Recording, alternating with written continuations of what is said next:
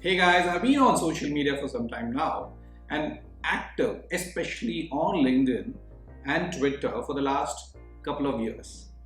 Few weeks back, I met my MBA junior. I think the time was around when there was a lot of frenzy around mid and small cap investing. So during our discussion, he casually mentioned saying, "Hey Anand, you should follow this person on Twitter. He gives excellent stock recommendations." I said, "Wow, that's great. Give me his name." When I typed his name, I figured out that he was a clear influencer on Twitter with over 5 plus lakh followers. But wait, his full-time profession is digital marketing for entrepreneurs. Did I read it right? So I started probing a little and I asked my junior, "Hey, what pushed you to follow this particular person?" He said two things. One is his 2-3 months track record has been great and he charges very low fees. I said, wow. I started arguing. I said, okay, does he have the right certification to give you the stock advice? Does he have the right qualification? Forget it. Does he have the right skill set to help you pick stocks?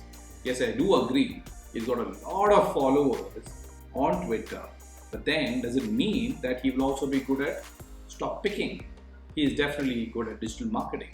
You can see it with the followers. Now, if you're someone who goes to social media for financial advice, especially investing, here's what you need to know. Step 1, get the background check done on the financial professional who's giving you investment advice. There are a lot of regulatory entities like SEBI, AMFI, which can help you here. This will give you good confidence to start off with. But the disclaimer here is that you will never know the intention of a person who's coming and giving you the most purported and the upcoming hot stock.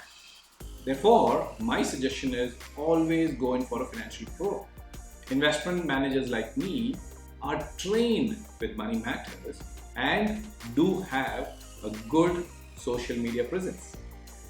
Now that you have done the background check, you need to understand that most of these kind of influencers are not regulated.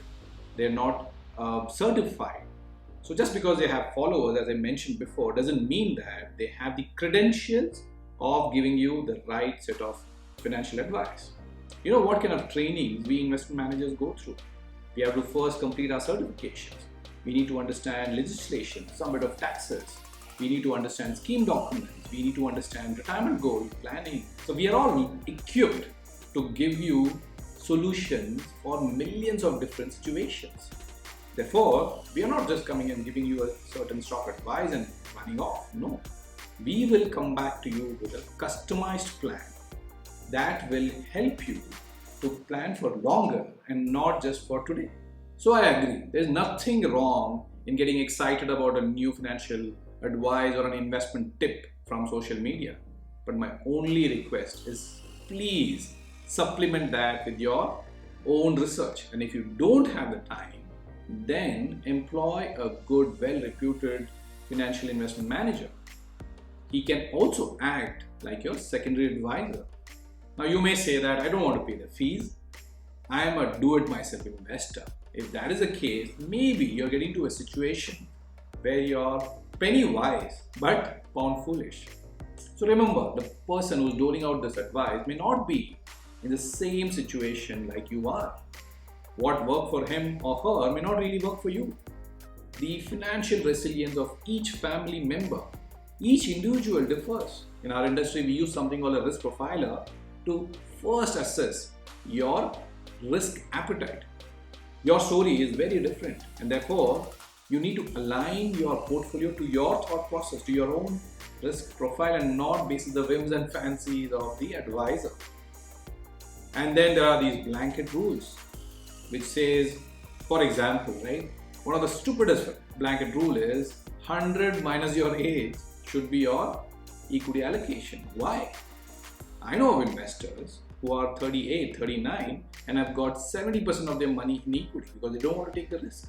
And on the other side, I have my father who's 65 and has got 90% of his money in equity. He is willing to take the risk. He believes in the long-term story of India.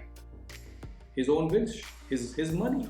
He has a customized plan for his requirement. Please understand, personal finance is very nuanced. Don't waste your hard-earned money on these top tips. Please plan properly. Good luck.